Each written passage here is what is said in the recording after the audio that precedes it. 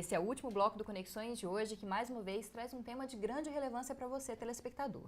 Estamos debatendo as manifestações no Brasil e o projeto de lei que prevê a regulamentação dessas manifestações. Estão aqui para falar conosco sobre esse tema o professor Francisco Tavares, que é da Faculdade de Ciências Sociais, e a professora Helena Esser, que é da Faculdade de Filosofia, os dois aqui da UFG. Para continuar um pouco a nossa temática do segundo bloco, a violência policial, não só no estado de Goiás, mas em todo o país, é uma forte presença na sociedade, mesmo fora das manifestações, mas se tornou mais visível nessas manifestações. Como é que essa violência ela se constitui no nosso estado, professor? Como é que a gente pode perceber essa violência policial, não só a violência do Estado de não dar garantias de direito, mas também a repressão de qualquer ação, às vezes a morte de pessoas inocentes? A violência é uma constante, a violência policial é uma constante, né? Mas o que a gente tem que considerar, em uma certa medida, essa violência é pedida, desejada pela população. Quer dizer, nós passamos a considerar que a única maneira de termos preservado o nosso cotidiano é por meio do aparato policial, né? Quer dizer, isso, do meu ponto de vista, é a negação do Estado democrático, quer dizer, onde o cidadão ele tem que participar publicamente, zelando pelo bem-estar da coletividade, né? Bom, cada vez menos nós fazemos isso. Cada vez mais as pessoas estão voltadas para os seus interesses privados e o outro é aquele que o incomoda, né? Então, contra o outro, chama-se a polícia, né? Ou até mesmo, como está acontecendo agora, as próprias pessoas agridem ou prendem. Sim, o justiçamento, o que é isso? Né? Quer dizer, é a negação do Estado democrático, né? Então, isso me parece algo extremamente danoso, né? E que reforça a violência policial, né? É fácil nós encontrarmos nas falas das pessoas, no cotidiano, a concordância com a violência policial. Professor, você que também já esteve nas manifestações, como é que vê essa questão da violência policial? Pois é, para a gente começar a pensar de que maneira opera esse aparato policial repressivo no Brasil, é preciso que uma série de preconceitos sejam substituídos por informações. Eu sempre costumo brincar que todos nós temos uma sensação de que o Sol roda em torno da Terra.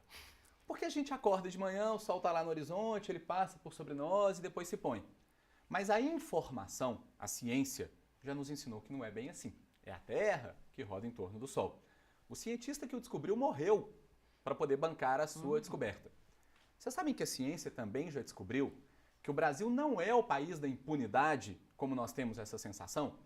A taxa de encarceramento na Europa é de 98 pessoas por 100 mil. A taxa de encarceramento no planeta Terra é de 146 pessoas por 100 mil. A taxa de encarceramento no Brasil, crescendo, é de 260 pessoas por 100 mil. É um dos países que mais pune e mais prende no mundo. Portanto, não é verdade a ideia de que esse é o país da impunidade. Para falar em violência policial, esse é o primeiro dado. O segundo dado importante: não é verdade que existe uma correlação positiva entre encarceramentos e redução de criminalidade.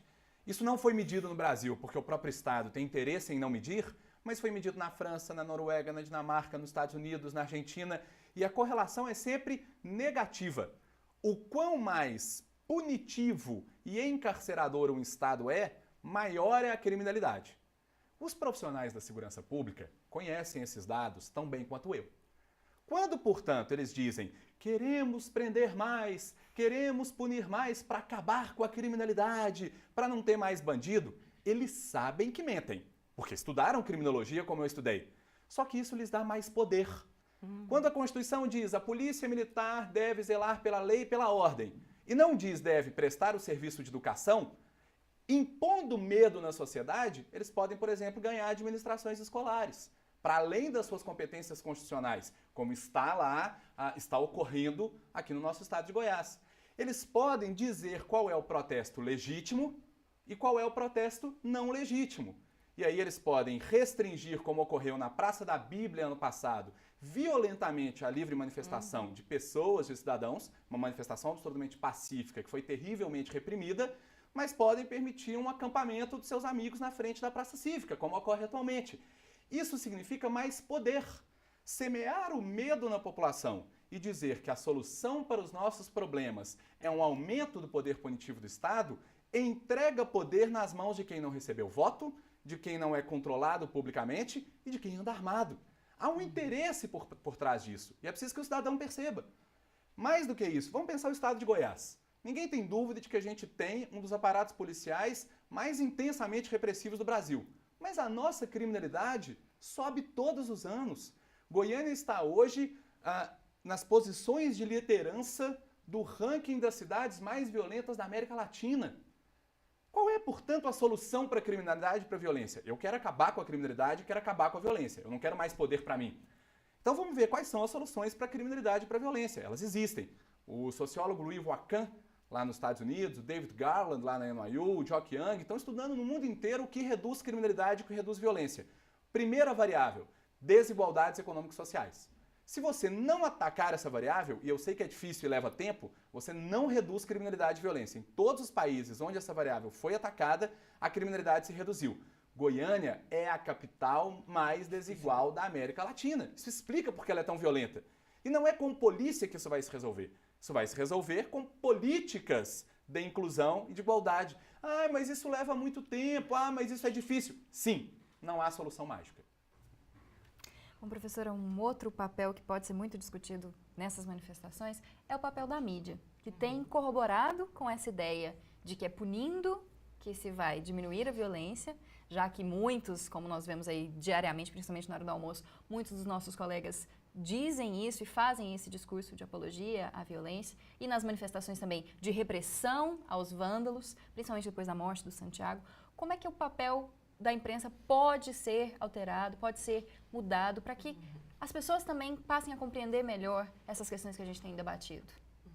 Bom, em primeiro lugar, tem que lembrar que não é à toa que a mídia é chamada do quarto poder. Quer dizer, um outro poder que também não foi eleito, que não é controlado e que tem como arma a própria exposição permanente que tem e que chega até as pessoas, né? Bom, é um poder e que se vale da sua posição para, de alguma maneira, preservar aquilo que lhe interessa, né? Quer dizer, e aí que você diz, como a gente poderia fazer para alterar a mídia, né? Para que ela haja diferente? Em primeiro lugar, a mídia no Brasil, a gente sabe, são grandes oligopólios midiáticos.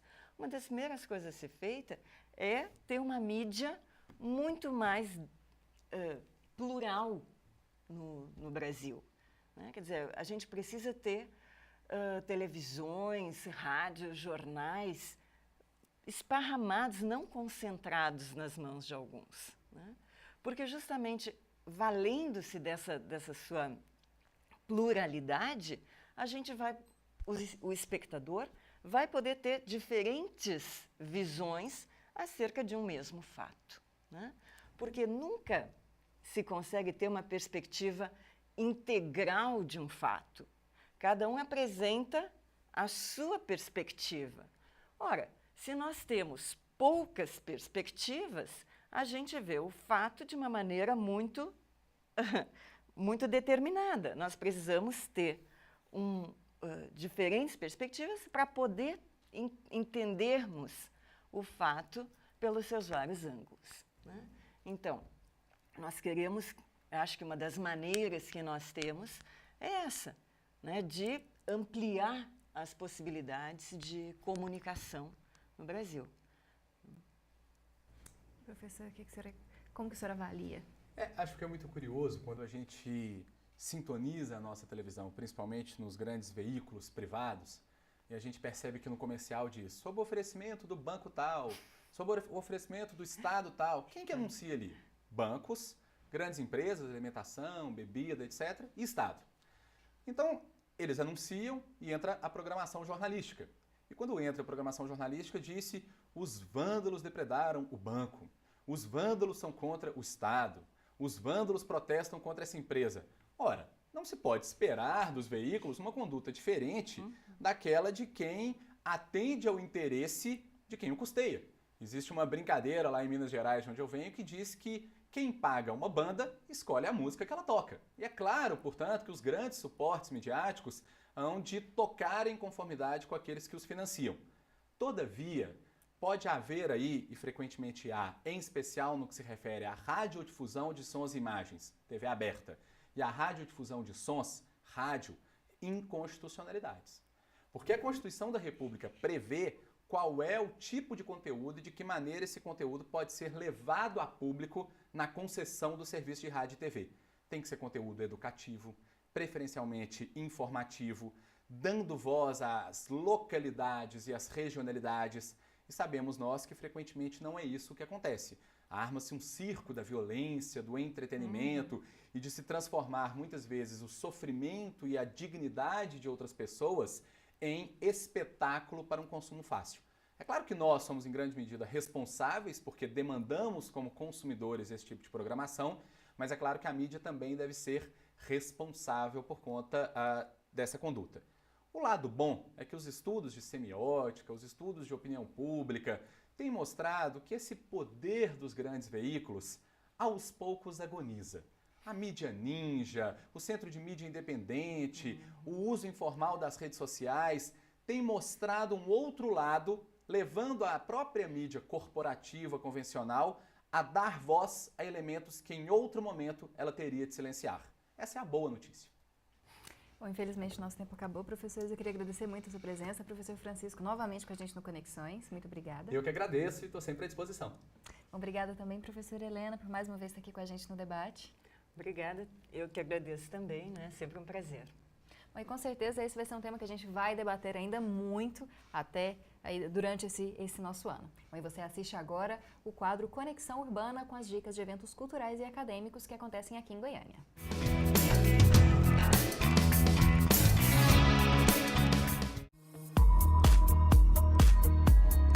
De domingo a quarta-feira terá a primeira Mostra de Arte Negra no Centro Municipal de Cultura Goiânia Ouro. Este é um evento promovido pela Secretaria de Políticas para a Promoção da Igualdade Racial, o Conselho Municipal de Igualdade Racial e o Coletivo de Artistas Negros, e tem como objetivo promover o trabalho de artistas negros de todas as modalidades. Na programação estão apresentações musicais e teatrais. Os ingressos custam R$ 5. De terça a sexta-feira, no Departamento de Física da UFG de Catalão, terá a primeira semana de Física do Campus Catalão. O evento terá mini-cursos, palestras e apresentações de trabalho. De quarta a sexta-feira, os trabalhadores da área da educação poderão conferir o primeiro seminário da Rede Nacional de Escolas Criativas, que acontecerá no Centro de Ensino e Pesquisa Aplicada à Educação da UFG, no campus Samambaia. Durante o evento serão apresentados projetos, práticas pedagógicas e aulas criativas e inovadoras que foram selecionadas. Mais informações pelo e-mail seminarioriec@gmail.com. O Conexões de hoje chega ao fim. Este programa é produzido em parceria com o Laboratório de Produções Audiovisuais e Televisivas Integradas, da Faculdade de Informação e Comunicação, e também com a Assessoria de Comunicação da Universidade Federal de Goiás. E você também pode ser um parceiro do Conexões, mandando matérias, sugestões de pauta ou perguntas para as redes sociais ou então para o e-mail. E você também pode assistir a todos os episódios que já foram produzidos nas 3 temporadas do Conexões no blog do programa. Eu te espero no próximo sábado, às 8h15 da noite. Os horários alternativos são no domingo e na segunda-feira, também às 8h15 da noite. Uma ótima semana para você!